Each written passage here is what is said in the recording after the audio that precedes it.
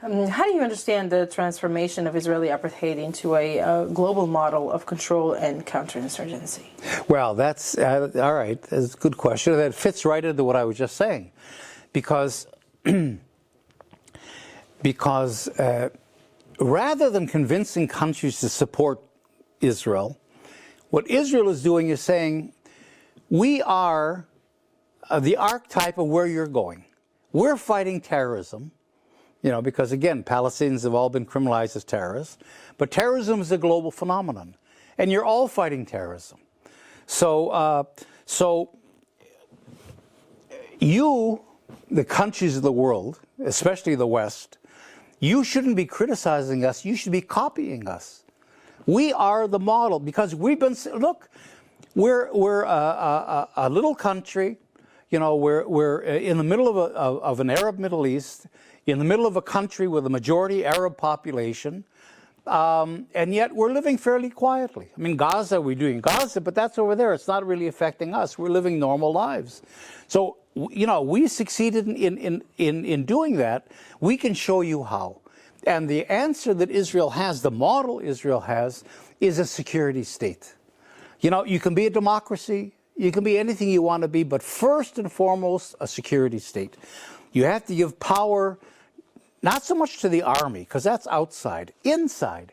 Your security services, your police forces that Israel trains all over the world, and you have to give, you know, create laws like the Patriot Act in the United States, for example, that were basically security concerns trump, you know, overact democracy. That's what you have to do.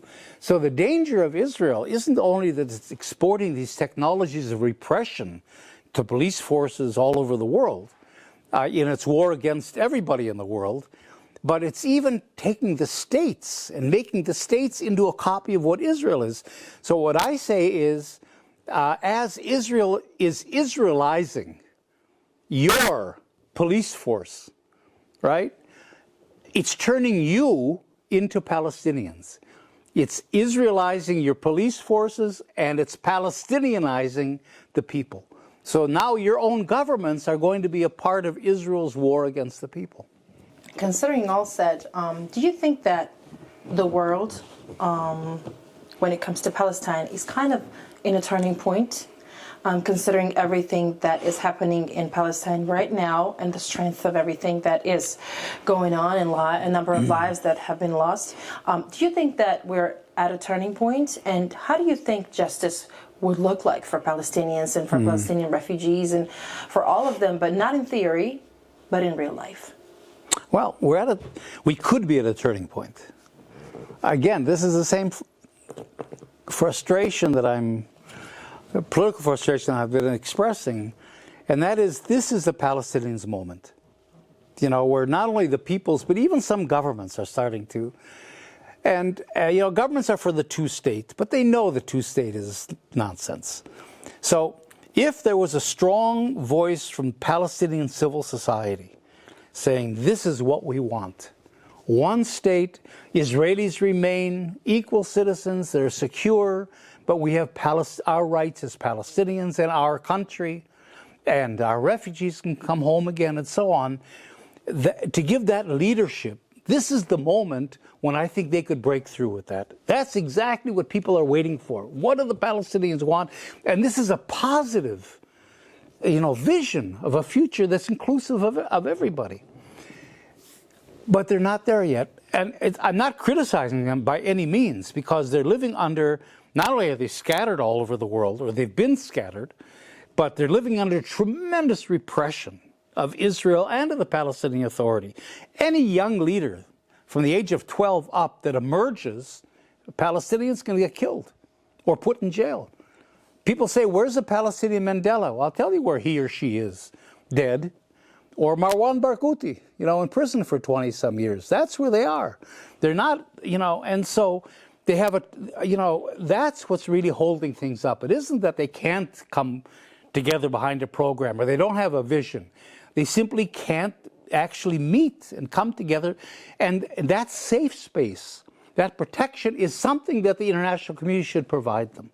See, this kind of Gaza tribunal, if it was more political and had the support of governments, and it said, we're going to create a safe space at this university in Sarajevo, and we're going to bring Palestinians and Israelis that can't meet in Palestine here, and we're going to help create a political momentum that can't be done there. That would be a tremendous contribution, but we don't have that. And so the danger is that this moment's going to pass. It's ephemeral. It could be a turning point, but you know what? In 3, 4, 5 months, Trump and MBS in Saudi Arabia are going to complete the Abraham Accords. They're going to normalize relations with Israel and its settlement thing. The apartheid is going to be in place because it has to be a two-state solution. The Arab world can't accept anybody if it's not two states, but two states means apartheid. Two-state apartheid, you know. And that's kind of the end for the Palestinians. Normalization is a closure. There is no political space. Once it's normalized, and Israel, a greater Israel, over all of Palestine, has diplomatic relations with the Arab world and the rest of the world, basically. Palestinians come and say, hey, we're stuck in this prison on 15% of our country in little islands. We have no economy. We have no sovereignty. What about us? The world's going to say, sorry, but we've normalized. We've moved on. You know, we got Sudan to deal with. We got Ukraine to deal with. And that's the danger, that this potential that we have today of a breakthrough in 3, 4, 5 months could actually just go away, and Israel could succeed.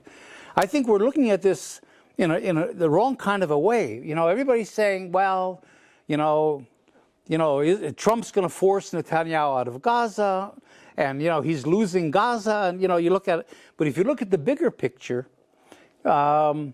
Israel doesn't care about Gaza. Gaza's always been marginal. Israel cares about the West Bank. That's where the settlements are, you see? And once it's normalized, Israel wins.